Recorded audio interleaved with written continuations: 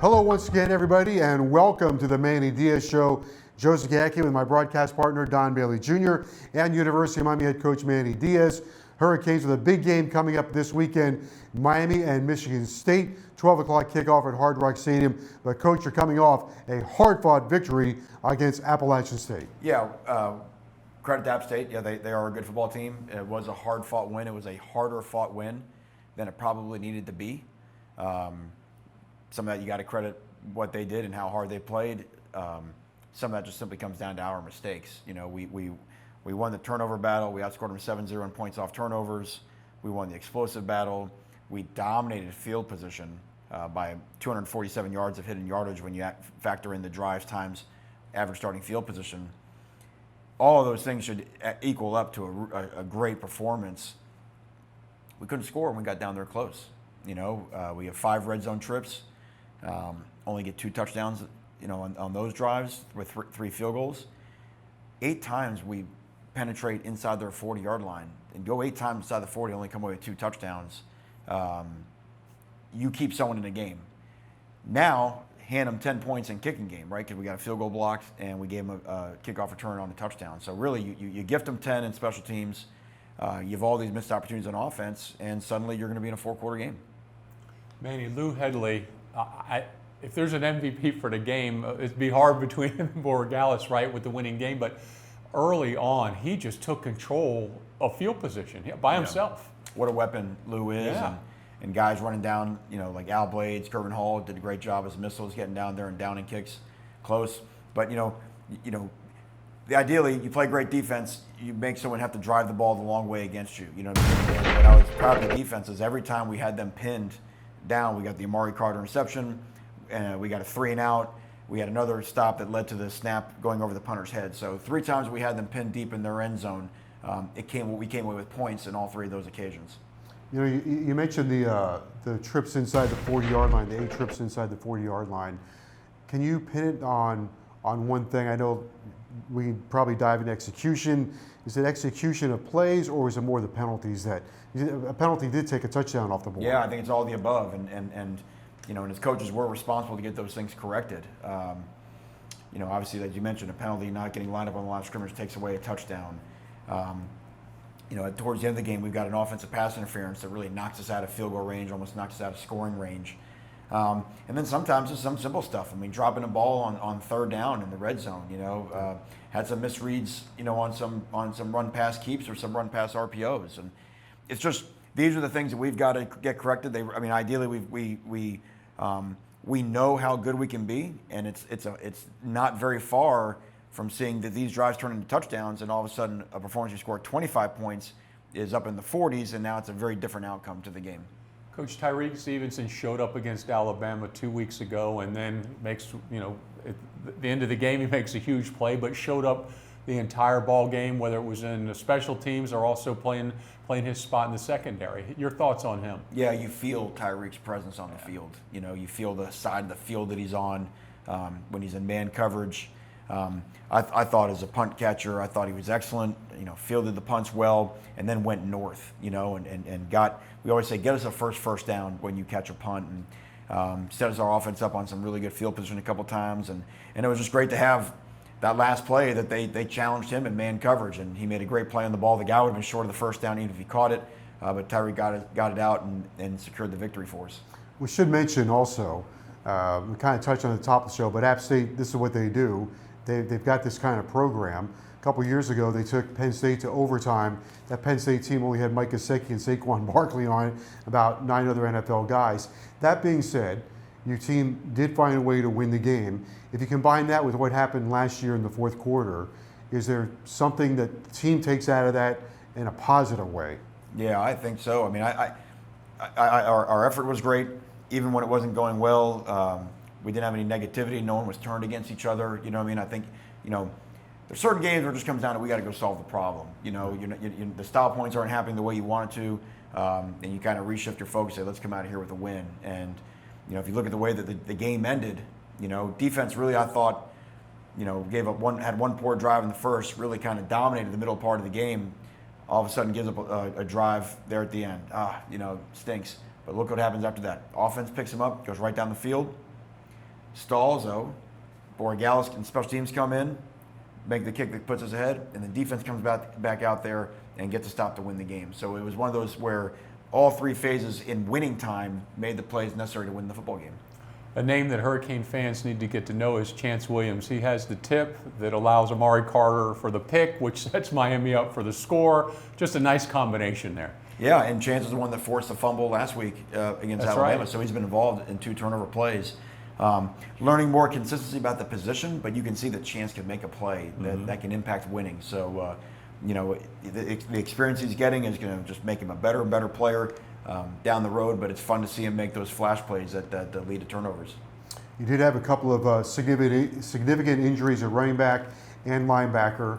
Maybe an update on that, but also Cameron Harris did accept the responsibility of, okay, we're short here, and I thought he really might have been the performance of his career in terms of the way he battled and stayed in the game, because there was really not, the cavalry wasn't coming at that point. It's tough, running back in this offense, especially when you're playing at a high tempo. It's a collision position. Someone's going to run into you on just about every play, and Cam made some really good runs. Should have had 2 touchdowns, of course. And this is his time now. This is his time, and he's got to embrace being the man, which I think he wants to, because obviously missing Don was a big blow for us on offense. So proud of the way that Cam ran, and we're going to need him again this weekend. Coach Gervin Hall, 10 total tackles, very, very active and a very solid player. Yeah, Gervin. Gervin I think got off to a good start versus Bama tackling. Did the same thing last week. We just, for us defensively to be what we want to be, we've made big jumps in our mind in our run defense. Pass-wise, there's been a couple miscommunications a game that are providing some explosive plays for the other team. We get that communication settled. We get that out of our system. Now I think we're really starting to see that type of dominating performance that is our expectation here at Miami. We'll probably talk about him every week, but people were concerned about De'Ara King right now. He's number 1 in the ACC in total offense per game.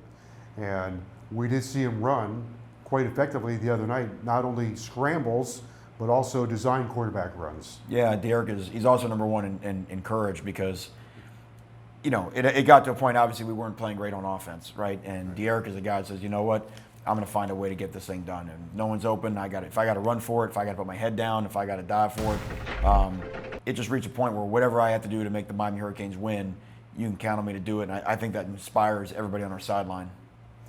Coach, you had some costly drops, a couple of those, and Will Mallory is a guy that I haven't seen. I don't even remember the last time he missed an opportunity, missed one as well. But does that get better this week, because you came out strong against Alabama and had very few of them? Yeah, that was unexpected, put it that way. And when you mentioned guys like Will or Mike that just don't drop passes, certainly not very often. So they'll go back to work. Our guys live on that jugs machine, and they take a lot of pride in that. And that's why you get back on Green Tree. You know what I mean? Because what you don't like, you fix, and you come out a better version the next week. Is there something, Coach? You've been a problem solver so far. Is there something that you look at last week's game and say, okay, this is what happened last week. We can't have this happen this week against Michigan State. Is there one item that you've put as a point of emphasis? Well, of course. That's what you do, right? Because you say, don't worry about, why does it look the way that it looks, and then how do you fix the why? That's what we get a chance to do every week. We get a chance to attack the why. And that's why it's important. We call it Tell the Truth Sunday. You have to be upfront with the players and honest on what things are good that we're doing and what are the things that are keeping us from being our best. We sort of talked about it. It's easy on offense. It's look at what's going on in the red zone. Now there's a lot of things to that, right? We got to get better running the football. Too many 0-yard gains or negative yard gains in the run game. More cohesive up front. Finding the right guys up front. It's like I said, better decision making sometimes on the zone read stuff. That's going to help, because it gets harder to throw the ball in the red zone. So you got to have some run game when you get down there. And then, as I mentioned, defensively, it's going to be communication. We get tired later in drives. People go fast on us, and suddenly you cut guys loose because we didn't roll to the proper coverage. Guys don't communicate, and you can't have those things. That's what modern day college ball is all about. They try to get defensive players to have to make quick decisions, and if they make the wrong one, it's an explosive play. I want to dig into that a little bit. You talk about, you accent the positive, and you always are trying to get rid of the negative, of course, but That's done on Sundays by film, by conversation, by going out and practicing it, in one-on-ones, or meaning out on the field. You attack that extremely hard every single week. Right. Well, what we always talk about with our players is everything we can show you, we either can show you on film or we can show you with data, right? There's no opinions here. There's no feelings involved in it. It's what does the film say about our performance and what do the numbers say, and how does that relate to winning? That's why we always go through our plan to win. If you dominate turnovers, you outscored someone in turnovers 7-0, you beat them in explosive plays, and you dominate field position, those three things all give you, if you win any one of them, you have a 75% chance of winning the game. Winning all three is huge. How is this game close? 10 points in special teams. Mm-hmm. Okay, let's unpack that. How do we fix our kickoff coverage? Oh gosh, you got a couple of true freshmen, avoiding a block the wrong way. You got this guy, okay. And then why do we get a field goal blocked? Okay, you got a new guy in field goal protection. Guy gets blown up, gets kicked. We make an adjustment there. So you solve the problem. I mean, that's what football is. It's you come in every week, you solve the problem, and that's why you're better the next week. This team you have coming in this week, Michigan State, they are huge, they are old, and right now they're really running the football well. Yeah, they've the word is explosive. They've scored 75-yard touchdowns the first play of the game the first 2 weeks. That's hard to do. The back Walker, Wake Forest transfer, he's special, and he gets in the open field. He can go all the way. And I really like their wide receivers. Their wide receivers they make tough catches. They've got good speed. So they've got, this is not just a big plodding Big Ten team. These are guys that can run and make plays and be explosive. So it's a great challenge for us on defense. Their defense is what you would consider your Big Ten. They're big, strong, physical, tough, tackle well, leverage the ball well, keep the ball in front of them, mix up some pressures with some zone coverage. So it's going to be a great challenge, but I'm glad they're coming to our place. I think we're going to have a great crowd, and I know our guys are going to be fired up to play them. Mel Tucker, their head coach, took over at Michigan State, and I think it's fair to let everybody know that this wasn't a program that was on the decline when he took it over. The former head coach left, and that program's been very, very consistent, especially the last 5 or 6 years. So there's a heck of a foundation that's already there. Yeah, that's true. And then you have to imagine his first year when he came in, it's hard to be a first-year head coach when you have the COVID. He was kind of hired late in the cycle, and then all of a sudden the pandemic hits, and you're not around your players, and and then the Big Ten wasn't going to play football, and then they decided to play football. It's just hard to glean a lot from their performance a year ago. But certainly over 2 weeks, they're one of the top teams in college football. I mean, you have to just judge off what's real and what's on film, and they have blown out 2 football teams. So their film gets your attention right away. All right, Miami and Michigan State coming up on Saturday. Hard Rock Stadium, a 12 o'clock kickoff. It was great to see fans there last week, and hope to see a bunch of people there on Saturday for Miami and Michigan State. More with head coach Manny Diaz right after this. The school bus. The Zach wagon. Wally. No matter what you call your car or why you're letting it go, AutoNation will buy it, and you don't have to buy one from us. We're paying top dollar right now. So go to AutoNation.com or come see us for a super easy appraisal. Get paid on the spot, and you can deposit it the same day. Visit any AutoNation store or AutoNation.com. What drives you drives us.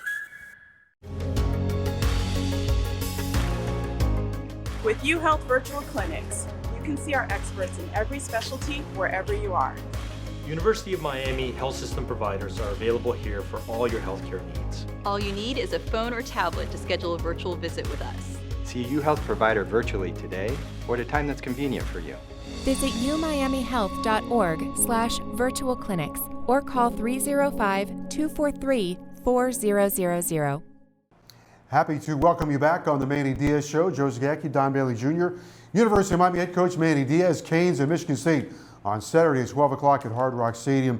Come on out and see the Canes, and you'll see a special wide receiver flying through the air, making incredible catches, reaching out. Keyshawn Smith is turning out to be, so far, so good, and has done a nice job for you. Yeah, and that was one of the real highlights of the game.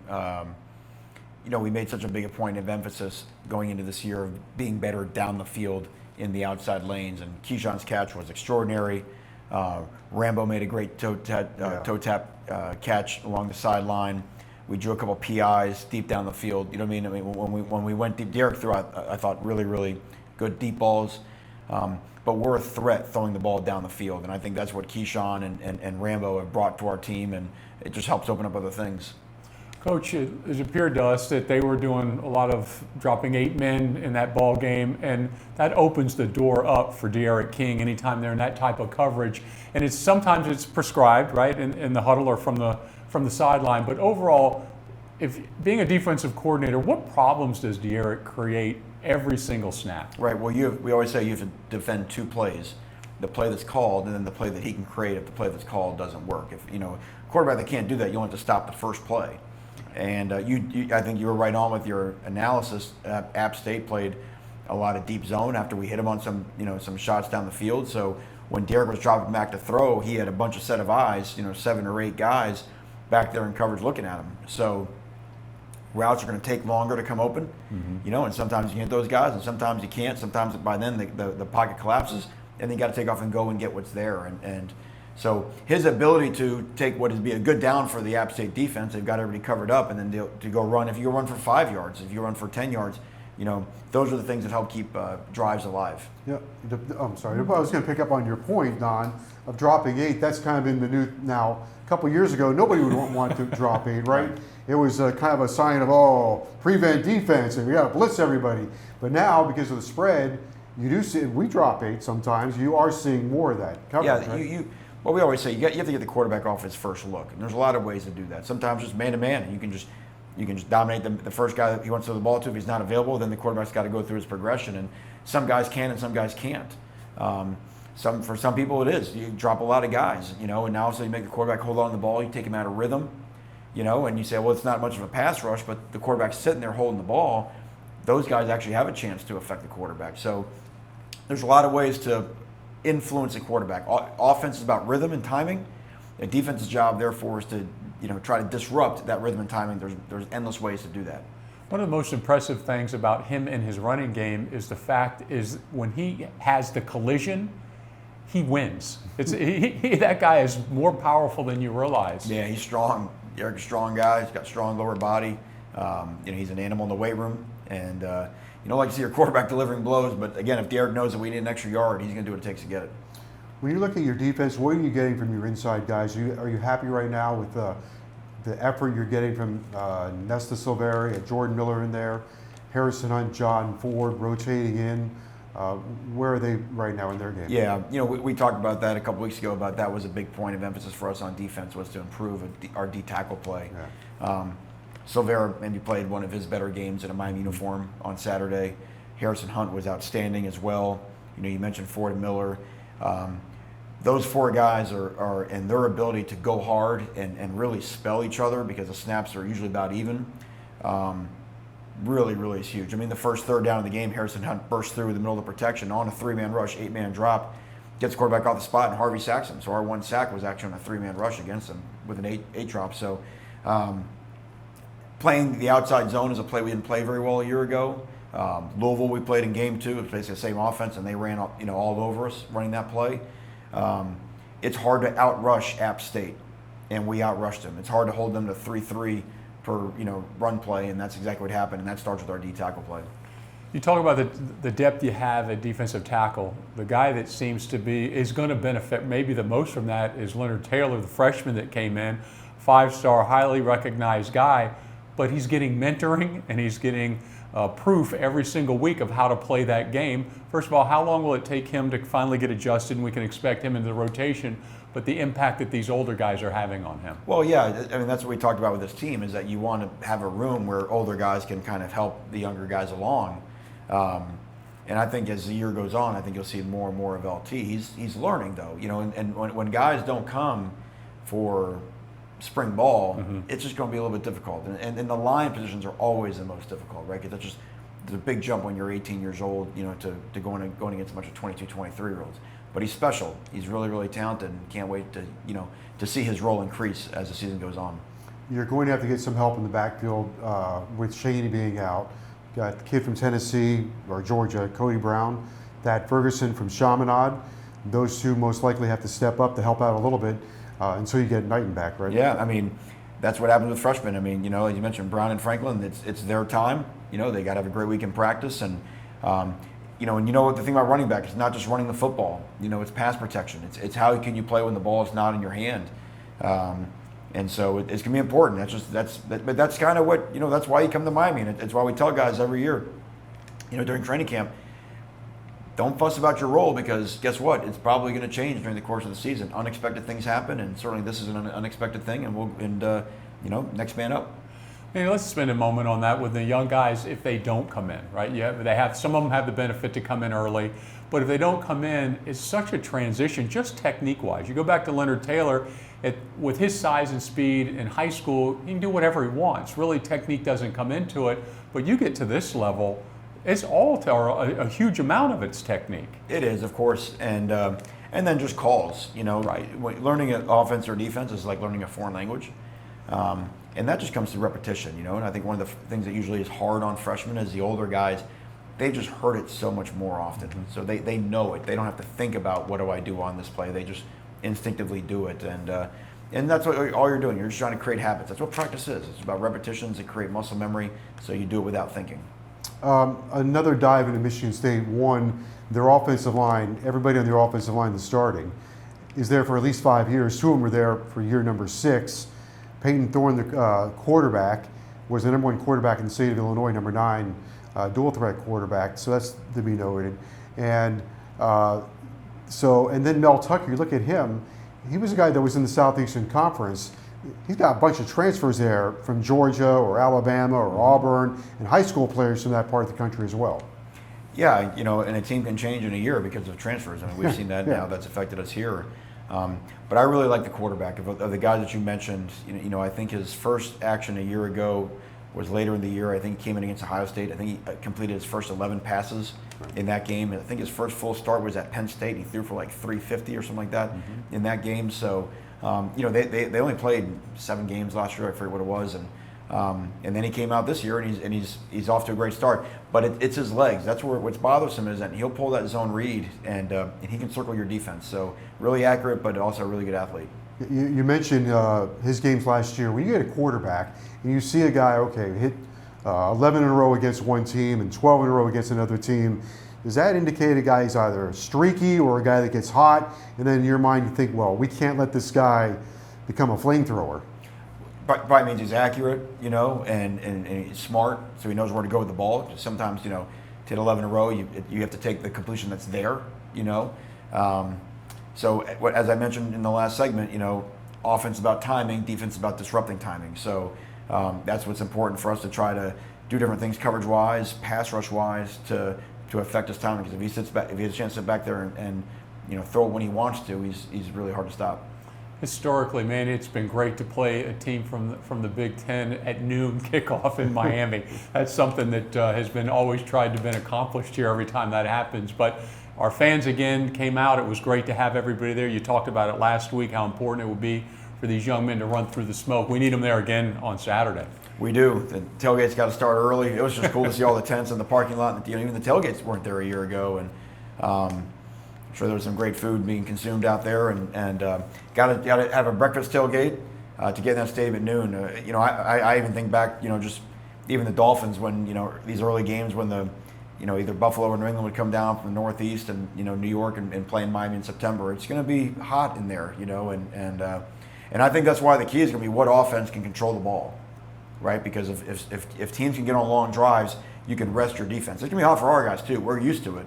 It's gonna be really hot for their guys, and so it'll be important for us to stay on the field on offense. To be able to create drives, to get first downs, convert third downs, and as we know from a week ago, finish in the red zone. This was a game that was supposed to be played. It was a part of a 2-game series. Last year's game, of course, got postponed or canceled. But this is a great matchup. It's a heck of a game. ACC, Big Ten. Kind of game you want to be in, kind of game you like to have on your schedule. Yeah, and hopefully the games that we'll probably be seeing more of going, forward with the alliance. And as you mentioned, I don't know the last time we've had a Big Ten team, come to Miami. It feels like it's been a while. And we missed the trip to going up there last year. We wanted to play those guys up there a year ago, but we get them here now, and I think it's going to be. I think we're going to have a really good crowd. We'll need them, And it was fun playing defense. All those defensive stops I mentioned when we had them backed up were in front of the West End Zone. That's so right. That matters for our guys, and the crowd created a false start in the second half on their guy. I mean, all that stuff it's like it is our 12th man.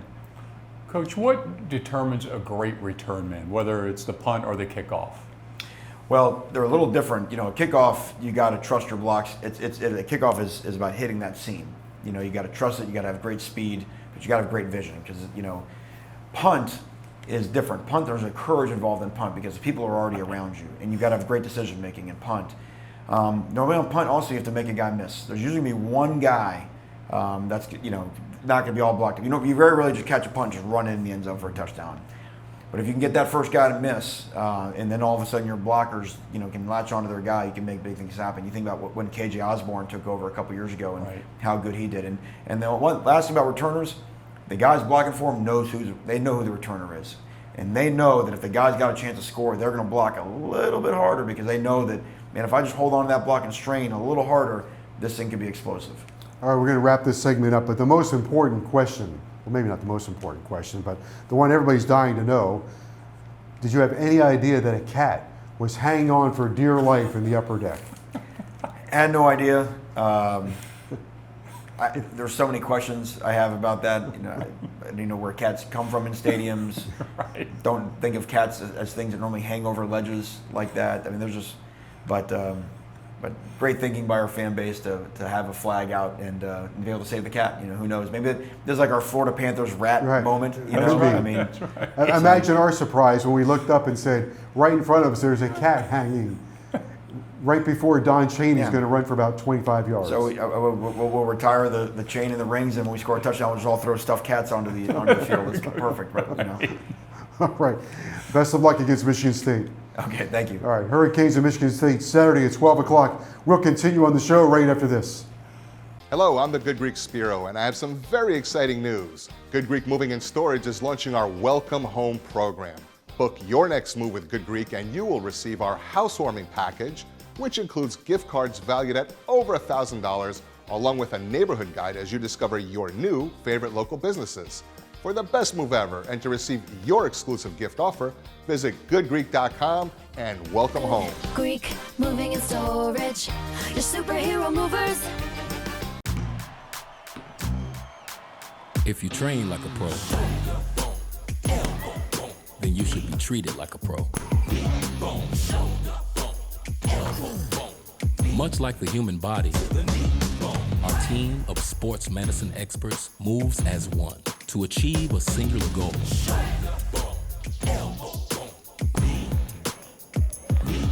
Recover your game. University of Miami Sports Medicine Institute. Experts treat athletes of all levels, elite pros, active adults, and youth athletes. Recover your game. Visit uhealthsportsmedicine.com. It's time for the breakdown segment with head coach Manny Diaz. And coach, let's look at a little run defense. Yeah, and if we're talking run defense, we're talking about defensive tackles. And I'd mentioned that was a big point of us this year is to get our tackle play better. We've got some experienced guys. And when you play against this App State outside zone blocking scheme, those guys have a hard down. They're getting cut block all the time, stuff like that. And there were some really outstanding plays I want to show everybody. Just it's hard to see what's going on in the trenches at times, but there's going to be some stuff that's really impressive. This first play right here, here it is. You see all the App State offensive linemen running sideways. Your outside zone. Watch Jared Harrison Hunt right here, number 81. The point of attack, strong, firm, knocks the offensive lineman all the way back in the backfield, and then has the ability to disengage his block and get in on the tackle. And even Jordan Miller right here, he's working down the line with his guys, staying in his gap, and he's able to lock his guy out as well. And that's a tackle for loss, and that's where it all starts. This is, a great edge. DeAndre Johnson did a phenomenal job during the game of setting edges. Didn't show up on the stat sheet, but we felt like it was a big, big game from him. And that's what it's all about. That's, you make a running back stop his feet in the backfield, you got a chance to have a really good down. Coach, it's also important to backside. You see the chance come in to close it down because they all start, the run is to the hard side, and then they always want to try and bend that thing back. That's exactly right. And then you want to see multiple hats on the ball, on the tackle finish. So same thing here. Just watch. This is how hard it is with these guys inside. You see them getting chopped down. So this is where we got to change some things up. We got a little bit of movement going on here with Steed working into that A gap. But what they're not accounting for is Bubba Bolden dropping into that gap. Look how good of a tackle this is. Bang, gets the head is up, wraps up, picks the legs up off the ground. Phenomenal job right there on the inside. DeAndre Johnson again holding up against a 305-pound offensive tackle. Yep, setting the edge, and then watch Amari Carter leave his calling card on some offensive line. I run that back. Let's see that one again. Some tight end that wants to block him, and that's what happens when you run down and get number 5's way. So great play by Bubba there. Now these are some really special plays, by Silvera. I thought he really was really good. This is a movement. So again, we move a guy, which slows down offensive linemen. But now you got to be able to redirect. So same thing. Harvey's going to set an edge here on the fullback. We've got flag coming off the edge on a blitz. But watch the redirect and look at the 3 guys all ready to hit the running back in the backfield. And that's what so crucial. The reason why we were so much better on third down in this game is we kept putting them in third down and longs. We were 8 for 8 in third down and long opportunities. That's what allowed us to get the ball back for our offense. And Coach, I don't know that people realize on the defensive line, there's a lot of discipline there too. You see both Ford and Nesta taking a step. I mean, they're following direction on a play call. That's exactly right. Yeah, that's what this is. We're going here, here, here, with him there like that, and but the ability to redirect is what makes it special. And here's another example here of. Good D tackle play, but I also want to show, Wayman Steed, who's obviously his role is going to increase without Keontre Smith. Okay? So now they block back. They're just trying to run on our backers. Flag's job is to knock the ball back, knock it outside, so he hits the fullback on his inside pad, which is correct. And then watch the linebacker play. This is where we all work together. Wayman, speed. John Ford getting double teamed. Okay, but that double team's got to come off to try to block Wayman. It can't happen. Okay, John Ford knocks his guy back, and now Wayman, really nice job, stay square in the tackle box. Bang, great tackle. Look what Amari Carter's doing over here to this tight end.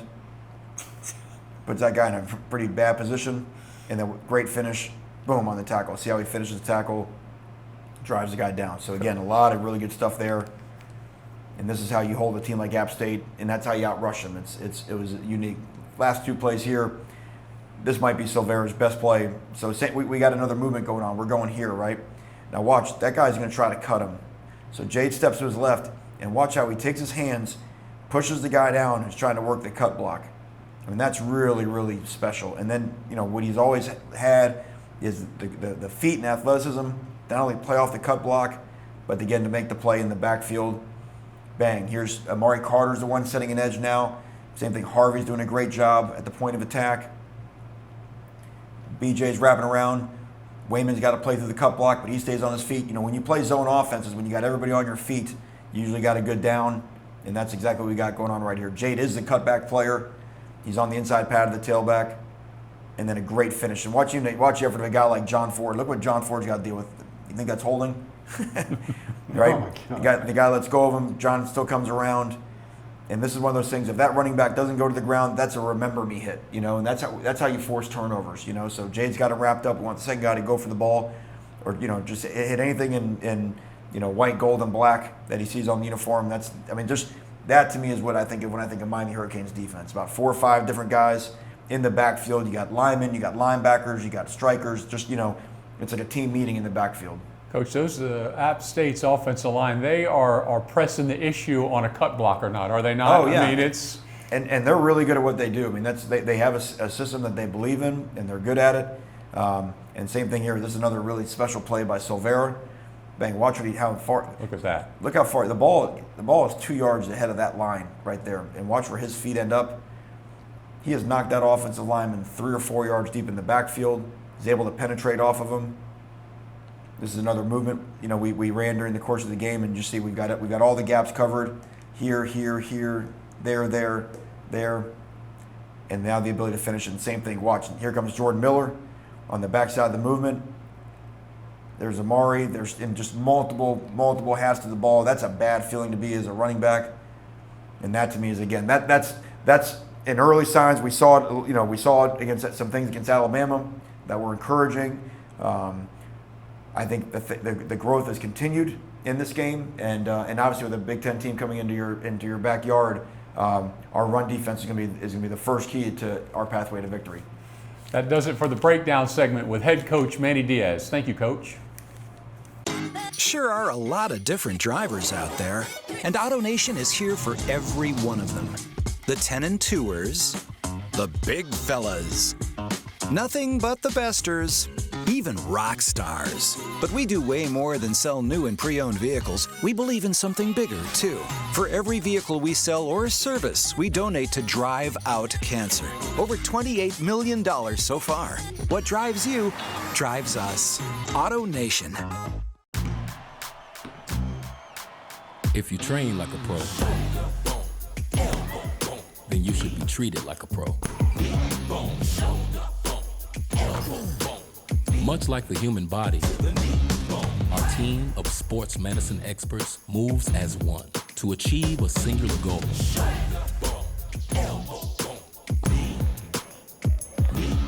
Recover your game.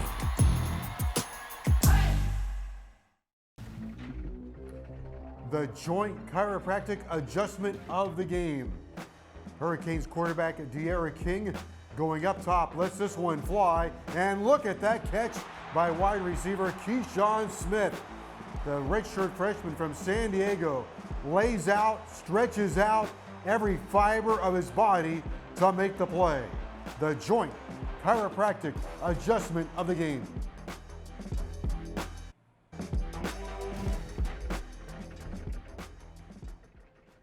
Welcome back to the show, everybody. Joe Zagacki with Don Bailey Jr. and joining us on this segment, he is our sideline reporter on the radio, handles the podcast here for the University of Miami, our intrepid sideline reporter, Josh Darrow. Joshua, welcome to the show. Glad to have you with us. Thank you, Joseph. Donald, it's like a reunion. That's right. I like it. All right, so we're 2 games in, and one of the things that we've seen so far, one of the big question marks was going to be De'Ara King.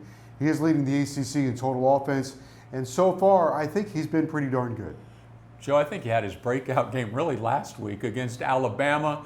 He threw the ball well, 9 for 9 in the beginning of the football game. He looked comfortable, but he didn't look comfortable running the football. After what we saw against App State, there's no question in my mind that all the cobwebs are clear about him running, and he powered through some tackles as well. I was very impressed with him pulling it down and picking up extra yards. And I think that was kind of part of the plan. As Coach Diaz was talking about, they're dropping 7, dropping 8.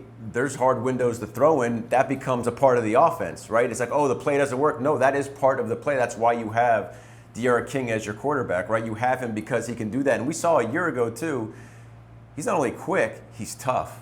And I think all of us were amazed at what we saw at camp, his ability to cut after the injury he went on. His rehabilitation was exceptional. And I think Don's right. He's a game under his belt. I think he now feels comfortable being what we need him to be, which is that true dual threat.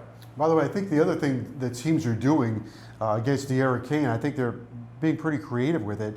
They are assigning players to him.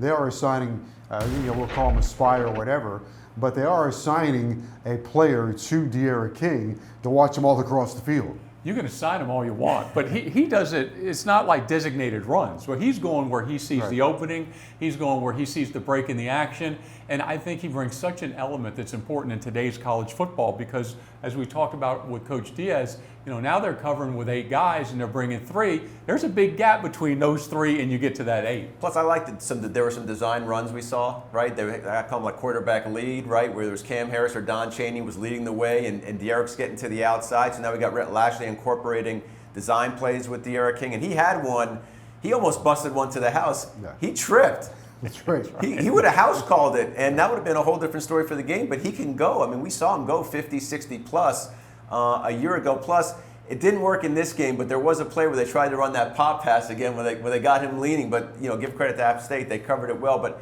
you see Rhett Lashley incorporating more things around De'Ara King. The passing game has some issues that have to be worked out, but we have seen an improvement, I think, in the reliability of some certain wide receivers. Rambo has done a good job, and really probably the most pleasant surprise, and we saw this in training camp. They were pushing Keyshawn Smith, and he has made some difficult catches so far. He has, Joe, but the beauty of it to me is there's competition at that position. You've got guys that are having to work to keep their job. You have Harley, who was really the dominant force at especially the end of last year, but now Miami has got some outstanding wideouts, the guys that are on the edge, and Smith made a spectacular catch that we're all going to be talking about. It'll be on the highlight film when the banquet comes. Oddly enough, the guy who dropped him the other night was the guy who would be the most reliable one, which is Mike Harley. But the Rambo catch on the sideline where he tiptoed down, obviously the catch by Keyshawn Smith was incredible. And we probably haven't seen all of Keyshawn Smith yet. I mean, for us that get the access to camp, I mean, his speed is blazing to just, really accelerate and get down the field and create a really big play. And then, of course, our man XR7, right? I mean, he's the guy, not much of a factor in this game, but we saw against Alabama, and we've seen it, through camp, his ability, if we're going to see more of this drop 7, drop 8, his ability to be savvy and kind of pick areas to sit down and creating a relationship with the Eric King, I think, is huge. The big test in this game is going to be the Miami run defense. Now, they've been tested the first 2 weeks, but these guys are big, they've got a really good run game, and they run that cutback beautifully. The offensive lines in that conference, coming out of that conference, they ran the ball in high school, they ran the ball in Little League. That's what they do. And so they got to learn to pass block. So now you get guys that play that position on the offensive line that are comfortable in mauling a defensive lineman. It's going to be difficult to hit a moving target. You look at how Hunt's playing. If Nesta Silvera plays like he played against App State, against Michigan State, to me, he still is a guy that can turn this whole defensive front around. If Nesta's on fire like he was last week, they can't hit that moving target, but it's going to be important for Miami's front seven, but especially those defensive tackles to take control early. And you kind of look at what Mel Tucker wants. I mean, it's kind of like he's out of the Nick Saban tree, right? All the guys he's either had on his roster, but really when you look at what he's bringing in, you talk about recruiting to a system. They're 6'5", 6'6", 6'7". They're averaging like 8 yards a rush. Mm-hmm. They're close to 300 yards in both games with different running backs. So you know what they're going to want to do, and just as much as maybe the Heat plays in our favor, if they can get the running game going, they're going to try and wear us out. But to Don's point, Miami's always been good where they've had those quick twitch defensive tackles that can beat the girth. Right, and then as you saw with Manny moving the line of scrimmage to make plays. I also think one of the key guys in this is John Ford. I think he had his best camp, and he's someone who can handle that kind of size. I know the coaches felt that way going into the Alabama game. Jordan Miller as well. So I think there's some nice complementary parts on the interior line for Miami. Wayne Monsteed will have to step in for Keontre Smith. He and Corey Flagler have to play really well, get into the gaps in a hurry. We will continue. We'll have more on the show right after this. They cheer, they yell, they scream for the best moves. And the Miami Hurricanes are going to show you why they'll dominate the field this season. But for the best moves off the field, Good Greek Moving and Storage is the team you can rely on. We ensure a stress-free move on time and on budget, locally or nationwide. And now, Good Greek is the official mover of the Miami Hurricanes. Let Good Greek be your official mover too. Good Greek Moving and Storage, your superhero movers. The school bus. The Zach Wagon. Wowie. No matter what you call your car or why you're letting it go, AutoNation will buy it, and you don't have to buy one from us. We're paying top dollar right now. So go to AutoNation.com or come see us for a super easy appraisal. Get paid on the spot, and you can deposit it the same day. Visit any AutoNation store or AutoNation.com. What drives you, drives us. Welcome back to the show. Joe Zagacki, Don Bailey Jr., Josh Darrow, Miami and Michigan State. 12 o'clock kickoff at Hard Rock Stadium. Michigan State has been very impressive so far. Mel Tucker rebuilding his team. Got a lot of transfers. Got a lot of players from the South on his team. And he's got a quarterback that's pretty good. Dual threat quarterback, Peyton Thorne, who is operating the offense right now at a very high level. Thorne came in, had experience last year in the COVID year, had some games where he had tons of consistency, 11 and 12 completions in ball games, and he's coming from a conference where he got pressured. I mean, there's some big games, whether it was Penn State, it didn't matter who it was, he's seen it before. He's not going to be intimidated down here. But then you go back to Coach Tucker. He's a guy that 10 years experience in the National Football League, been with Coach Saban, been at Georgia, been anywhere and everywhere, put a lot of guys in the pros, and he has an idea of what he wants to accomplish.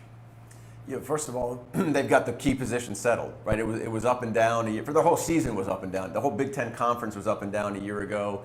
He's coming into a new team in his first year with COVID, but he's solidified the quarterback position. And then really he's been able to enhance and get his team going in the right direction. He plucked the portal. They lost 22, they gained 15. I mean, they've got guys at every position. They got guys in the running back position, tight end. They got the whole secondary is basically built through the portal. So it's a blessing and a curse that he ran guys off, and then he brought guys in, and they don't have to have that drastic dip. And really, there's been no dip at all. They beat a conference foe to start the year, and they took down Youngstown State. And the other thing too is they've been playing ahead. They had Northwestern up 3 or 4 touchdowns, and the same thing. They were up, I think 35-7 at the half against Youngstown State. So they're used to playing with the lead, which would be interesting down here. If we can get up on them, can they put it in the quarterback's hands and let him lead them back? Mel Tucker is a guy, you touched on this, a lot like Nick Saban. He's only going to recruit certain style of players. They have to fit the right weight and size for each position. Now the portal, one of the best players you got out of that portal is Kenneth Walker, the running back, and Walker has been great for them so far. Perfect fit for Michigan State, behind the big offensive line, run the cutback play. Walker's got great speed, almost 300 yards in 2 games. Joe, we knew Walker because he came from the ACC, right, guys? He was a guy that was at Wake Forest. He's powerful, he's got top end speed, and he must be in hog heaven, literally, right? Running behind that offensive line that he's got, something that he didn't have as much beef and girth that they have now at Michigan State when he was at Wake Forest. So he's living it and he's producing.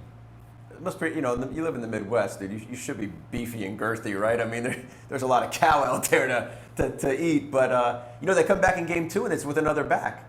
Going for 100 yards. I actually really like their receivers too. The Reed kid is impressive on film. Watched him in the first game against Northwestern. The other kid they have is a speedster. So it looks like the quarterback settled in the second game, was highly efficient. I think he completed 75% of his passes. So, but it all starts, as we've all talked about, you got to stop the run. I mean, if we have our preference, we'd rather put it in the quarterback's hands, right, and try and get some pressure on him and play it on the back end. And we know what Michigan State is going to do. So the key is shutting that team down. Like we said, they're close to 300 yards in each of their games. I think one game they averaged close to 9 yards a carry. The other game, almost 8 yards a carry. That's almost unheard of. You know what I mean? So we know what the plan of attack is going to be for Michigan State. They have played a lot of guys on defense. They had some injuries on their defensive line. They play a 4-2-5 defense. Really getting great production out of their safety position. They've struggled a little bit on 3rd down. They've had teams in a pickle, so teams have had to go for it on 4th down.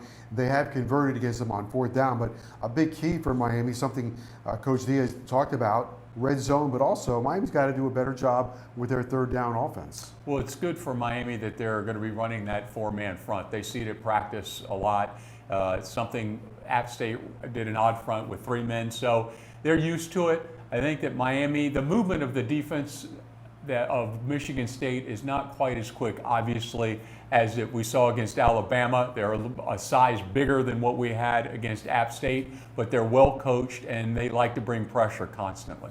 Yeah, and I think the key for 3rd down offense is really 1st and 2nd down offense, right? And I think the thing that's been hurting Miami is, there's been penalties, there's been drops. They've kind of been hurting themselves, and when you get yourself into those, 3rd and plus situations, now we've seen the coverages where teams don't want to get beat on the deep ball by Miami, right? They're going to play back and say, you've got to convert, you have to execute, we're going to count on you to make a mistake. But really it starts on 1st down. And the other key for Miami is not only getting to better 3rd down situations, but of course we all know it's getting to the first down. And then they want to rev the tempo, and then hopefully, in this game particularly, is Michigan State, can they keep up, and also can they stand up? Because again, we're loving the noon start and the high heat. Well, we talked about the transfer portal. They've got a cornerback, Kimbrough, from Florida. They've got another cornerback, Williams, from Alabama. And they've got a linebacker who transferred in from Tennessee. So very much like a Southeastern Conference defense. We'll continue on the show right after this.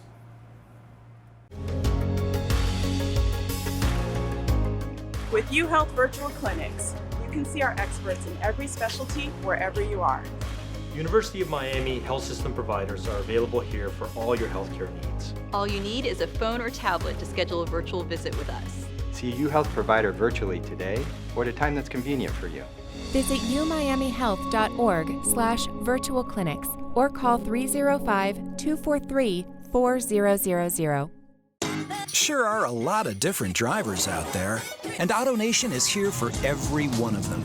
The 10 and 2ers, the big fellas, nothing but the besters, even rock stars. But we do way more than sell new and pre-owned vehicles. We believe in something bigger, too.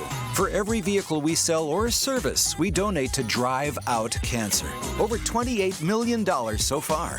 What drives you, drives us. AutoNation. No matter how long you've had your car or why you're letting it go, AutoNation will buy it. And you don't have to buy one from us. We'll give you a top dollar offer and check on the spot. You can deposit right away. Appraise your car today at AutoNation.com. Time now for the keys to the game, brought to you by AutoNation. And the keys to the game, fellas: win the battle of the line of scrimmage, keep the turnover margin in our favor, and play fast and furious for all 4 quarters. Win the battle of the line of scrimmage is another way for us to say, stop the run and run the ball. Yeah, you got to win both sides. If you're the Miami offense, you've got to make sure that you're able to move that down front of Michigan State. If you're Miami defense, just keep coming after them, keep chasing them down, because their quarterback is mobile and they've got one of the best running backs in the country. I think the other thing too, when stopping the run, it's not just the front 4; it's the guys in the back half. Either filling lanes or gaps, setting edges, and really the secondary. Manny's always prided himself on his safeties being good tacklers.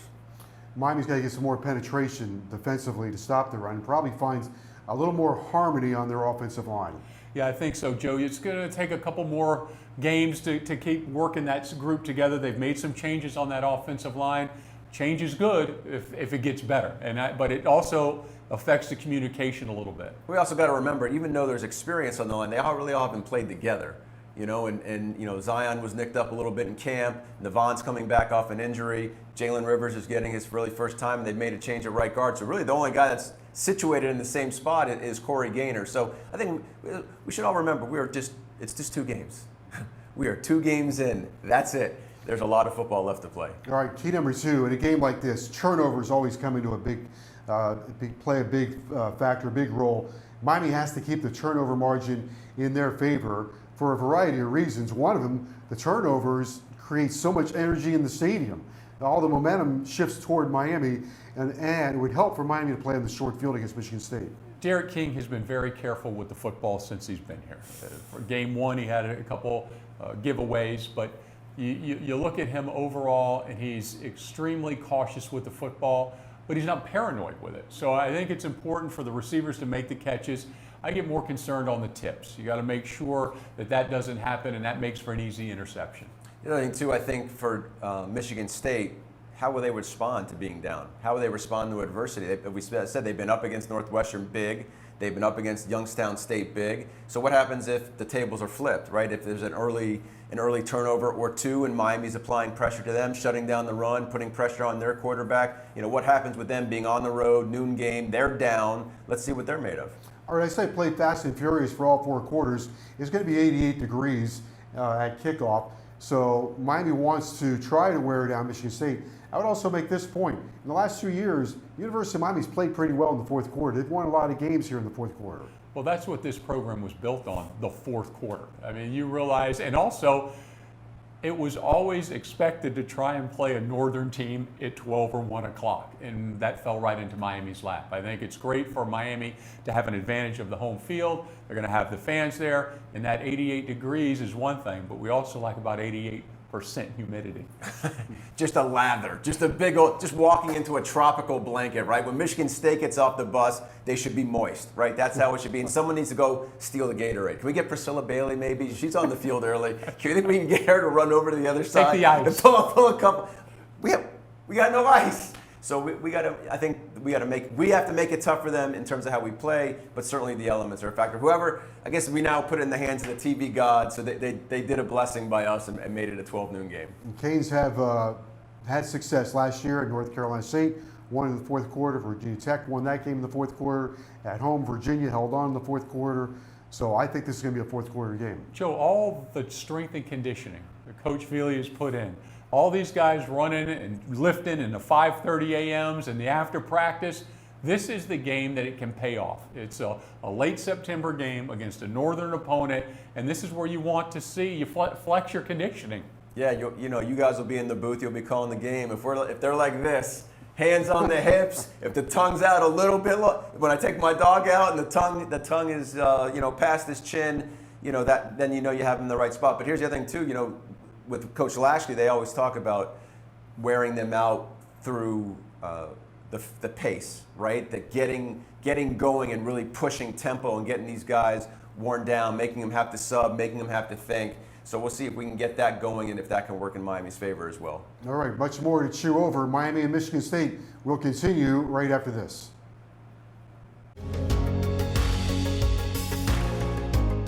With Uhealth virtual clinics, you can see our experts in every specialty wherever you are. University of Miami health system providers are available here for all your healthcare needs. All you need is a phone or tablet to schedule a virtual visit with us. See a Uhealth provider virtually today or at a time that's convenient for you. Visit umiamihealth.org/virtual clinics or call 305-243-4000. Hello, I'm the Good Greek Spiro, and I have some very exciting news. Good Greek Moving and Storage is launching our Welcome Home program. Book your next move with Good Greek and you will receive our housewarming package, which includes gift cards valued at over $1,000, along with a neighborhood guide as you discover your new favorite local businesses. For the best move ever and to receive your exclusive gift offer, visit goodgreek.com and welcome home. Greek Moving and Storage, your superhero movers. All right, welcome back to the Manny Diaz Show. Joe Zagacki, Don Bailey Jr., and Josh Darrow. Time now, fellas, for rings and chains. Will it be a ring or will you wear the chain? Some very difficult questions here to answer. Things that you must contemplate that will happen during the course of this game, or what is more likely to happen during this course of the game. Okay, up first, will it be a ring or a chain? The offense scores first or the defense has a sack first? Well, I'm going to go first. I'm going to say we always win the coin toss first and defer, so naturally they're going to get a sack first. First possession of the game will produce a sack. So I'm going to go chain. I'm going chain also, Joe. I think we're going to have 3 or 4 sacks in this ball game. Miami's going to put the pressure on that quarterback there. That defensive line got rolling a little bit last week against App State. I'm chaining it. Well, just for argument's sake, I'm going to see if I can wire into Manny's office and see how he likes to make his decision if he wins the coin. I'm going to go with reversal of fortune. We're punching it in the end zone, and we're going to put the rings on first. All right. Okay. I'll take that too, because the rings produce early points, so I'm good with that. I'll take that. All right. Our second rings or chains topic looks like this. The offense scores more touchdowns or the defense forces more punts. Our mathematician on the staff here is Don. Let's take touchdowns. Can't ever go wrong with touchdowns. Punt all you want. If we get the touchdowns, we win the football game. So you're going rings? I'm going rings. So this is not a slight at the offense. This is more my confidence in the defense. I think Lou Hedley is going to be in the ice tub after the game. I guess that's a chain, right? That's a chain? Yeah. If it's Lou Hedley, it's got to be a chain. Well, I start to overthink this one and say 4 touchdowns, 4 punts. They're going to punt more than 4 times. However, you're the mathematician then. Yeah. So I guess I'm going to go chains because I think they're going to have to punt more than 4 times in this game. I'm with you. All right.